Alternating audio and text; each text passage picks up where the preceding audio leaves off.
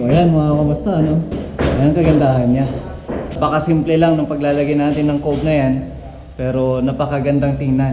Ayan, so dito na tayo sa kantuhan niya. So gagawin lang natin dyan, ididikit mo lang siya na napakadali. Wala nang hassle, wala ka ng problema sa kantuhan. So napakadaling pamamaraan mga kamusta, no? Yan yung gusto kong ibahagi sa inyo, sa mga DIYers at mga baguhan nating mga naglalagay ng mga strip lights, ganyan, nagsisiling. So malaking tulong to mga kamusta para hindi kayo mahirapan.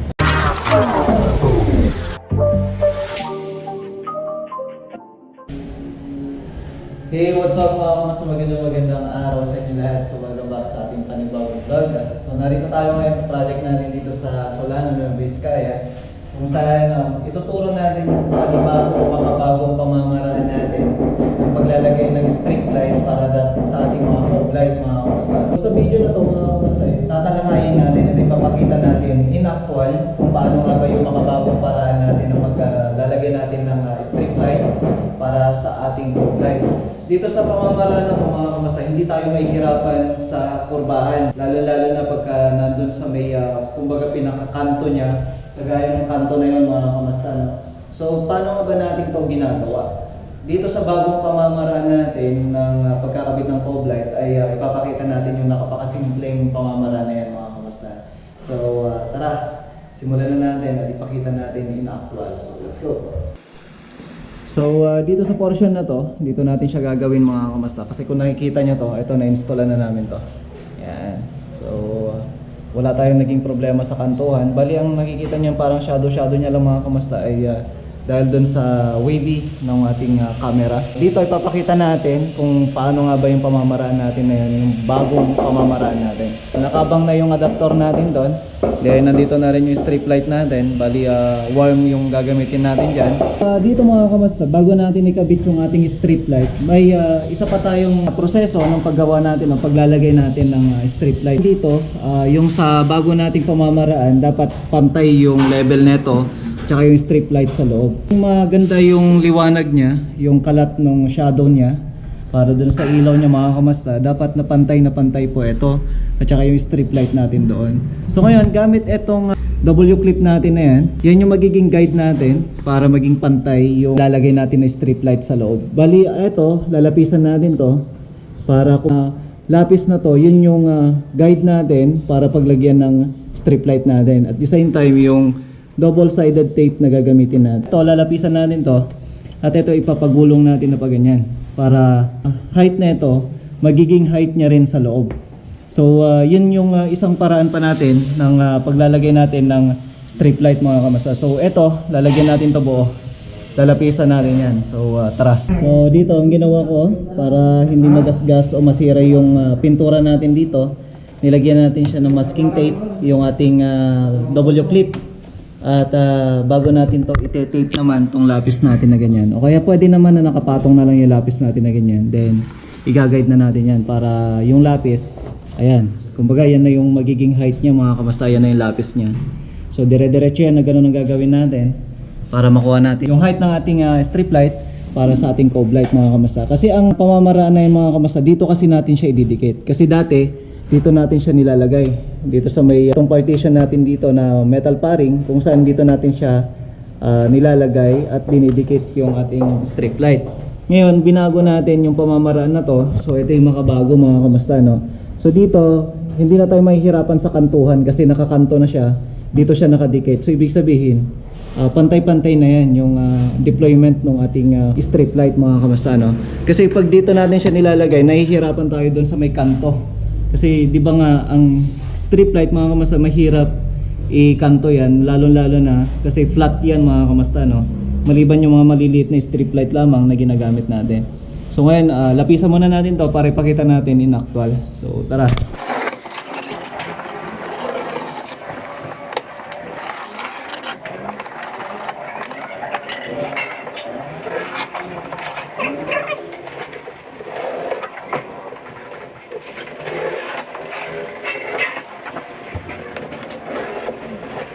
So ngayon mga kamusta, ayos na, no?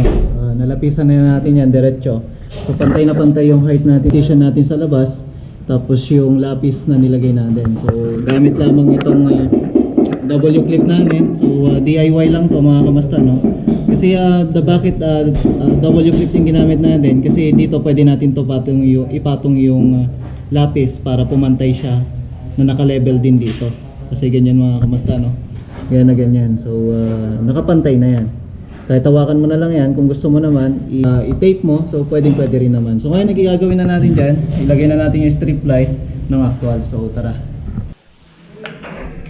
So eto na nga yung strip light natin. So ayos na, gumagana na yan. So papaganahin natin yan habang kinakabit. Ngayon gamit na double-sided tape natin, yun din ang gagamitin natin pandikit. So ito rin yung mga ginagamit natin kalimitan sa paglalagay ng cove light natin. So sa mga sinauna natin pamamaraan, ito rin yung ginagamit natin. Ngayon ito naman yung gagamitin din lang natin sa makabagong paraan natin ng pagkakabit. So ayan, unahin muna natin idikit to bago natin idikit tong strip light natin. So tara.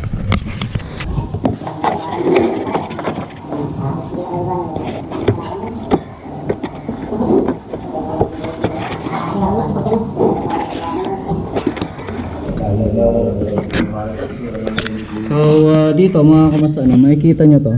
Ayan, nakapantay sa lapis natin. Etong double-sided natin na to, yun na rin yung magiging sukat niyan ng ating strip light. Na kung saan 1/2 ito, 1/2 din tong double-sided tape natin. Gagawin natin dyan, tutuklapin lang natin to, then ididikit lang natin tong strip light natin.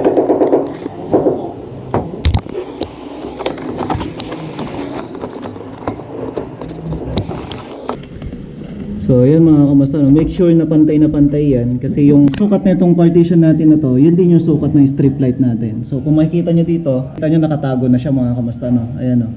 So hindi naman na makikita yan. At kung makikita nyo yung shadow nya, magiging pantay yan, basta pantay din yung pagkakalagay nyo ng ating strip light para sa cove light natin. So tara, kabit na natin to para makita nyo ng buo.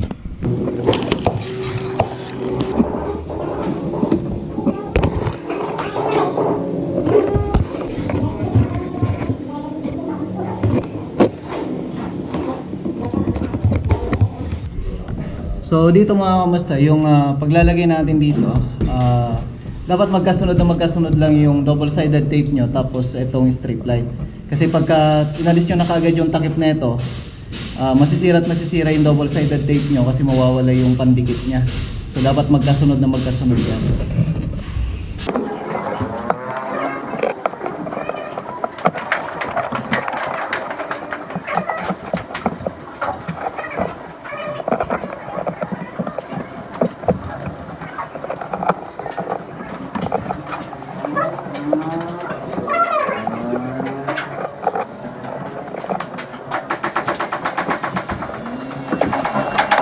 Makikita nyo mga kamasta, ayan o, ang ganda ng shadow nya. So pantay na pantay.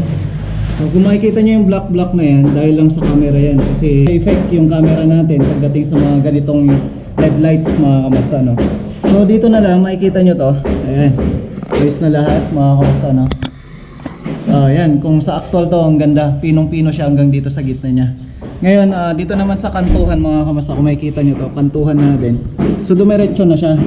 Ito yung sinasabi ko kanina, no, kung saan pagka ito kasing strip light natin, dito natin siya nilalagay, medyo nahihirapan tayo sa kantuhan. Ngayon itong makabagong pamamaraan natin na to, mas madali na siya kasi ikakanto natin siya na nakasunod dito.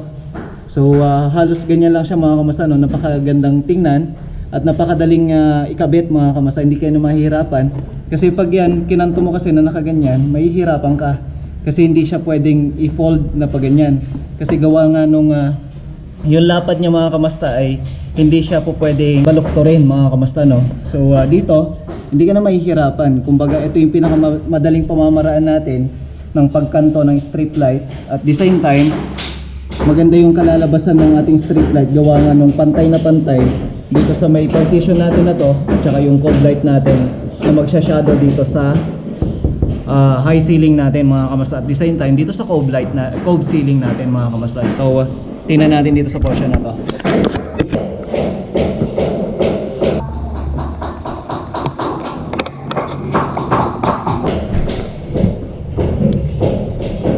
Yan, so dito na tayo sa kantuhan niya.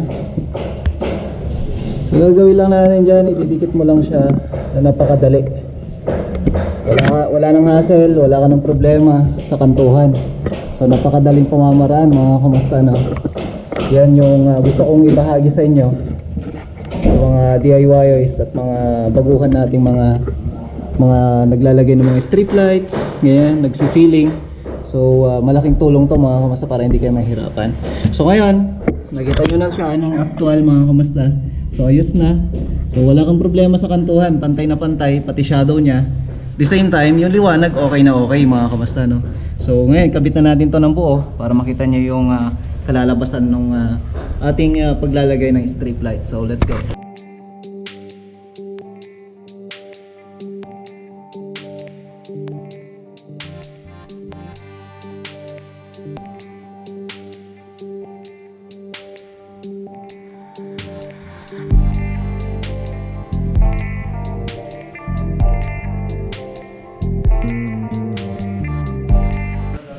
So ayan mga kamusta, tapos na nga. Ayan, di ba? Napakasimple, napakaganda ng pagkakalagay niyan. So pantay na pantay. So tingnan natin dito sa portion na to para makita ninyo ng buo. Ayan. So kung mapapansin ninyo, yung lining niya, nandun pa rin yung lining. Dito sa side na to, ayan, makikita nyo, may lining pa rin siya. Gawa nung pantay na pantay to. At saka yung sa ilaw natin. So halos lahat yan, may lining yan. Then kung makikita nyo, pantay na pantay lahat ng liwanag niya. So umaabot yung liwanag niya hanggang dito. Tapos hanggang dyan. So parang faded siya mga kamusta, no? Kumbaga yung ibig sabihin na faded, dito sa portion na to makapal yung liwanag niya hanggang panipis ng panipis hanggang dito. So parang nagsasalubong na yan sa lahat ng sulok mga kamusta. So tingnan natin. So ayan mga kamusta, no? Ayan, no? Ayan kagandahan niya. So napakasimple lang ng paglalagay natin ng cove na yan. Pero napakagandang tingnan. Ayos na mga kamusta. Tapos ito yung drop light naman natin. Ito. So ayos na rin. Pupunasan na lang din yan mga kamusta. Then mamaya mababaklas na rin itong mga scaffolding natin. So bibigyan ko na rin kayo ng update dito. So ito, natapos na rin yung tiles niya dito. Yun na lang, siruho niya na lang doon. Then konting siruho na lang.